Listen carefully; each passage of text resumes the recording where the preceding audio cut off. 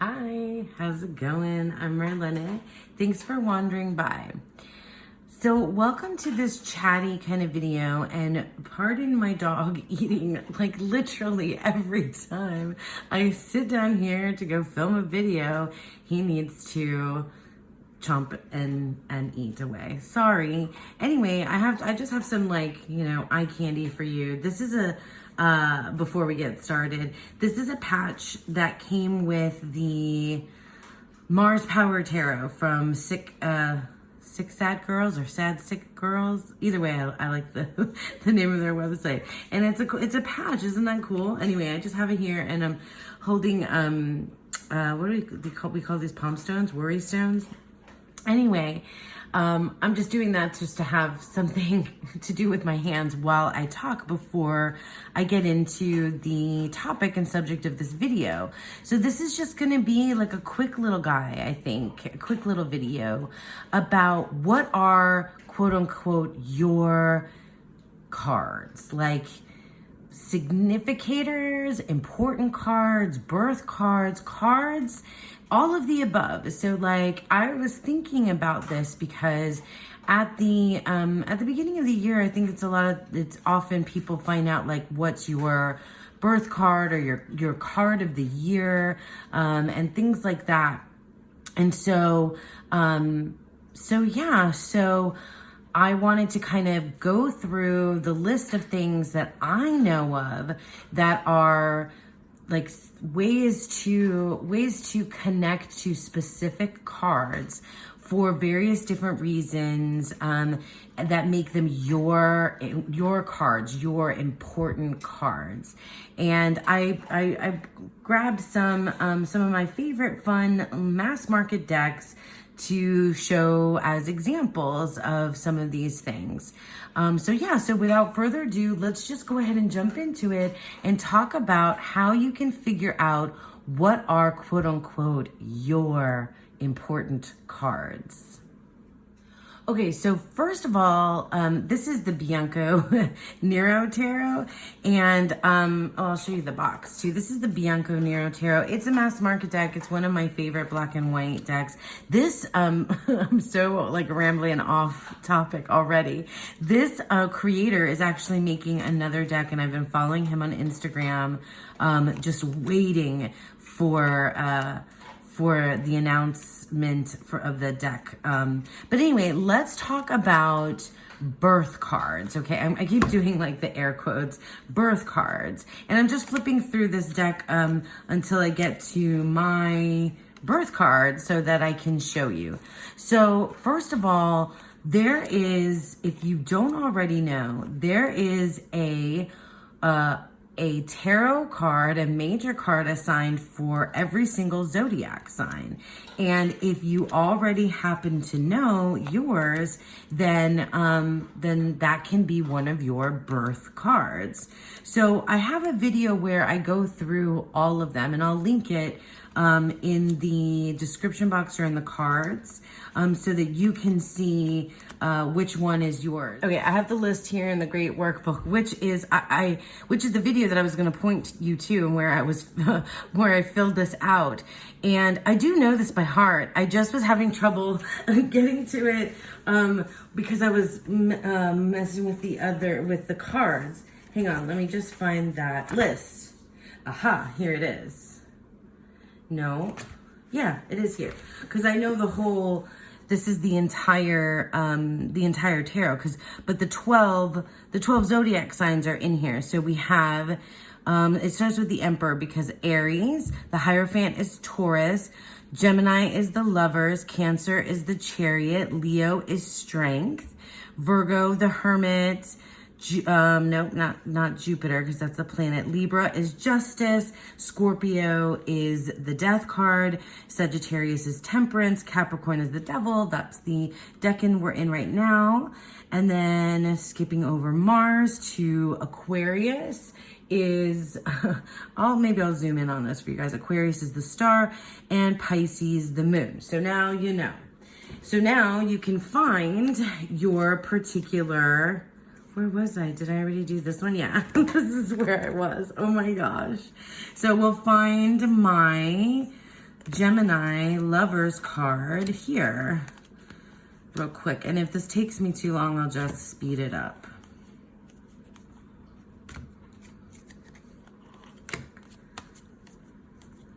Aha, there we are. Oh, this is Sexy Lovers. A super sexy Lovers card in the Bianco Nero. I really enjoy this deck, but I thought you guys would like to look at the deck as we go through. So yeah, so that's one way you can find a card that is your quote unquote card, is a card that's associated with your sun sign. I mean, I guess you could also use your moon sign or your rising sign in there too, one of the big three, but I go by my sun sign, which is Gemini, and it's the Lovers. So now the next birth card we'll talk about is the one where you have to do math. Okay, so the next way to determine what your birth card is, and I've seen this in books by Mary Kay Greer. Benabel Wen has a downloadable where you can do this, among other things. I mean, in Benabel's, I know there's like a whole like year ahead or card of the year and also birth card kind of thing that she put together. But in any case, I'll put up on the screen what the math is that you need to do in order to find your birth card. Basically, it's your month plus the day plus the year, and then you get, you know, whatever number, but you add each individual you know, numeral, and then to get your answer. Birthday is May 30th, 1979. So 0 plus 5 plus 3 plus 1 plus 9 plus 7 plus 9. Okay? And that ends up being 34. And so then I add 3 plus 4 is 7. And so then that makes another birth card of mine 7, or the Chariot. So I grabbed another deck to flip through, the Fyodor Pavlov Tarot, which is another like beautiful mass market deck. And I just was talking about the Moon card. So I grabbed this card, or I grabbed this deck to find the Chariot. It's funny because out of those birth cards so far, the one that has been most significant in my life, that I paid the most attention to, that really does feel like a significator card to me, is the Lovers, much more than the Chariot. I don't know why, but when I did that math before, like a couple of years ago, I got a different number. I'm not sure how that happened, but I got a different number, or maybe I did it a different way. I might have done it in a different way, but this time around I got the Chariot, so I'm just gonna stick with that. 7, the Chariot, and I need to find it in here, although I'm sure you guys don't mind flipping through this beautiful deck, which is one of my favorites. But anyway, the Chariot has only recently become kind of a big deal to me when I did, oh, there's the Lovers in this deck, which is amazing. I love that Lovers card here. But the Chariot was one of the first zodiac signs that I did like a deep dive into in my Decan Walk 2023 series. Where the heck is the Chariot? Did I pass it already, you guys?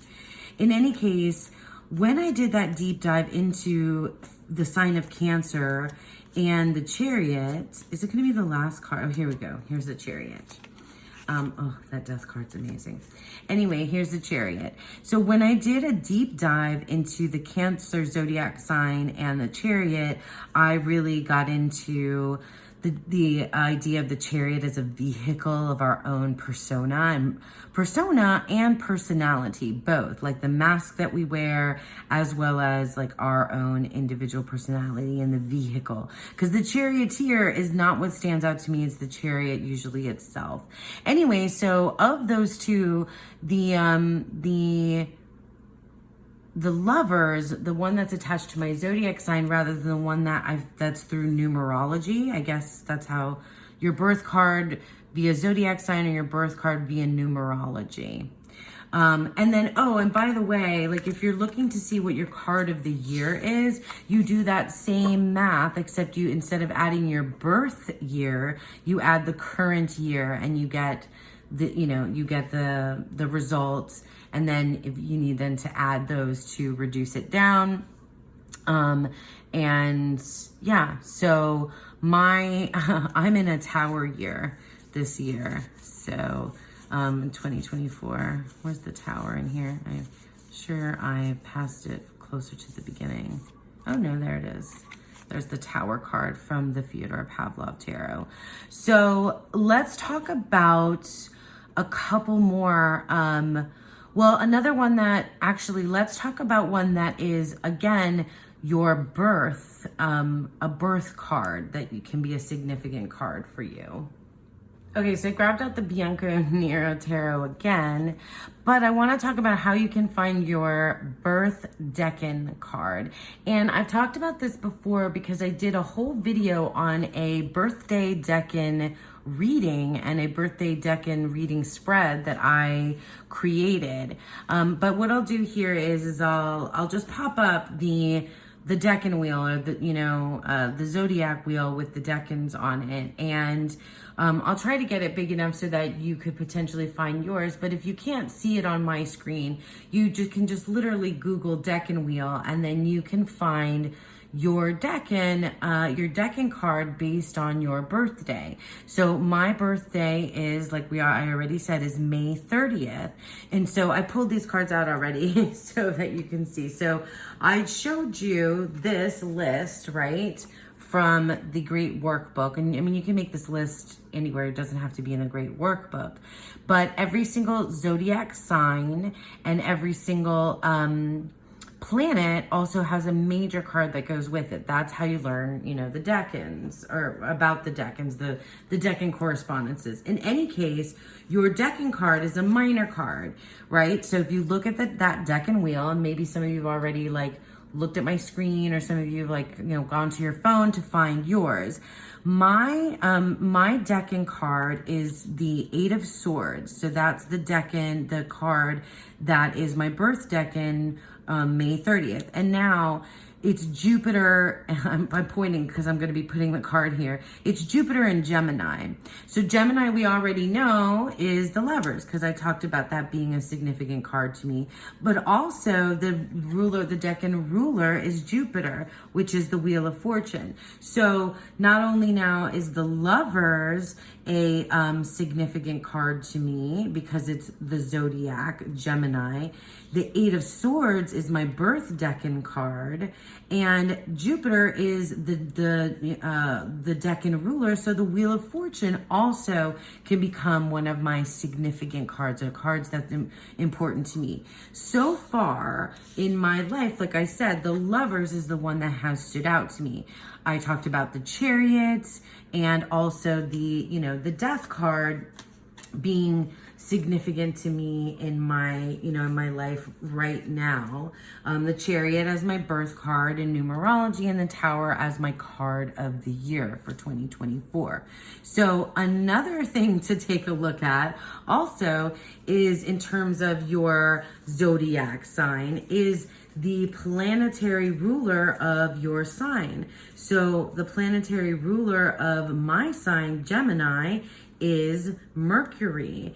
And the tarot card that, here I'm doing this behind the scenes, but the tarot card that is associated with Mercury, the ruling planet of my, how did I get these upside down already? The ruling planet of my sign is the Magician. Where are you, Magician? So the Magician, actually, above these other cards, the Mercury card, the Magician card, does mean something to me. It doesn't feel like a significator necessarily. Like when I see the Lovers card comes up and I see it and I'm like, that's me. It's me in the spread. Is it going to be the very last? Where is the Magician? You guys. All right, I'll speed this up. There he is. The Magician, found him. So as I was saying, like this, God, it's a great magician card. I really like it. I haven't spent a lot of time looking at that one. But yeah, I mean, I haven't, I really feel like that's me when I see it. And I really feel like I'm connected to the Mercury energy quite a bit. The Eight of Swords sometimes, you know, but I don't, when I see it come up in a reading, I know it's significant for me because it's my birth decan, but I don't think that's me. And the Wheel of Fortune, I'm not super connected to it. It doesn't feel like it's one of my cards. Although maybe now that I made a big point of talking about it, maybe it will feel like that. All right, now I'm gonna switch gears and talk about well, still decans, but more like significators. Why do I have to keep doing air quotes. Significator cards that feel, that are court cards. So let's talk about court cards and significators. Okay, so I grabbed another gorgeous mass market deck that I love, the Goddess of Love Tarot. I've been showing off this deck so much recently. All right, so let's talk about a couple other like court card significators, I guess. Because for me, because the courts are, you know, people, then they feel even more significant as you in a reading. And so if you want to like attach or feel attached to a card, or if you even just want to understand what other people are talking about when they're talking about their important cards, that's why I made this video. So first of all, because we were just talking about decans, I haven't I haven't got into this very deeply in terms of the decans yet, but on the outside of that circle, so when I put the decan wheel up right here, there's, you know, the decans, and then on the outside of the circle, it has the court cards, and a court card usually spans across two different zodiac signs. It'll kind of take up the majority of one zodiac sign, but then it'll leak over into another zodiac sign. So if you look at, you know, if I look at Gemini, and then if I look at, you know, my decan, which is Gemini 2, Gemini 1, the Eight of Swords, then I can see that my my court card is the Knight of Swords on that wheel. Oh my gosh, I have to look up, because in the Goddess of Love Tarot, the knights are called something different, and I can't remember off the top of my head what it is. Oh, here we go. So together with the minors are the court cards, traditionally page, knight, queen, and king, renamed here as the maiden, witch, queen, and crown. Looking for the Witch of Swords, which is mine, the Witch of Swords, and I'll speed this up because you're not going to want to go through this with me.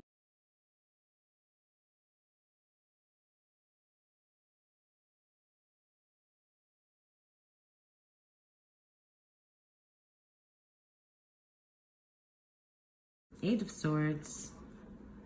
It's my decking card.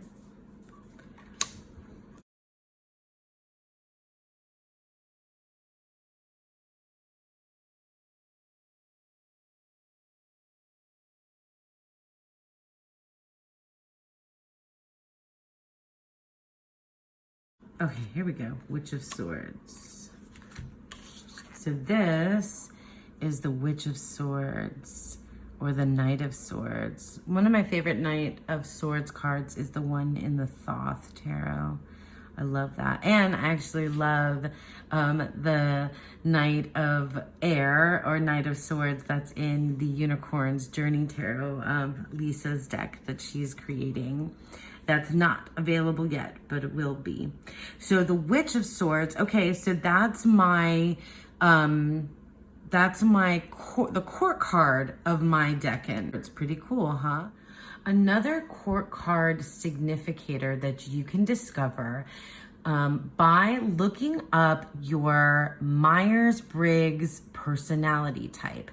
Now, if you have no idea what I'm talking about, I'll leave links in the description box below for where you can go and take a personality quiz to find out what your Myers-Briggs personality type is. There are 16 personality types and 16 court cards, so you can see that they can match up. Now, I'll leave you the link to where you can take the Myers-Briggs personality test, and I'll also leave you the link to the article that I found that matches court cards to those personality types. This can vary. You could probably look this up and find maybe another one, but this one is, these 16 matches are the ones that I've seen across a couple of different sources. So they're the ones that stuck with me and they make the most sense to me. So my Myers-Briggs personality type is an INFP. That stands for intuitive, introverted, intuitive, feeling, perceiving. So introvert, intuitive, feeling, perceiving. And the tarot card that matches with an INFP is the Page of Cups. So let me find the Page of Cups in one of these decks or all of these decks and show you. Okay, and here's the Page of Cups from these 3 different decks. So the Maiden of Cups from the Goddess of Love Tarot. Gosh, I really, really love this deck. And I love this Maiden of Cups. And then here we have a more, Waite Smith leaning Page of Cups.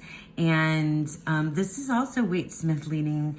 But oh my gosh, I really love that this is a female presenting character and that they're an artist with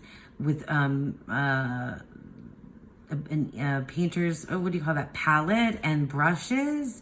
That's amazing. And it really gives you some insight into the personality, right, of the Page of Cups. It's fascinating to read about your Myers-Briggs personality type. And, like any of those things, you take what what resonates for you and leave the rest. I definitely resonate with an INFP personality type. And it's funny because almost everything I read about it says that most poets are INFPs.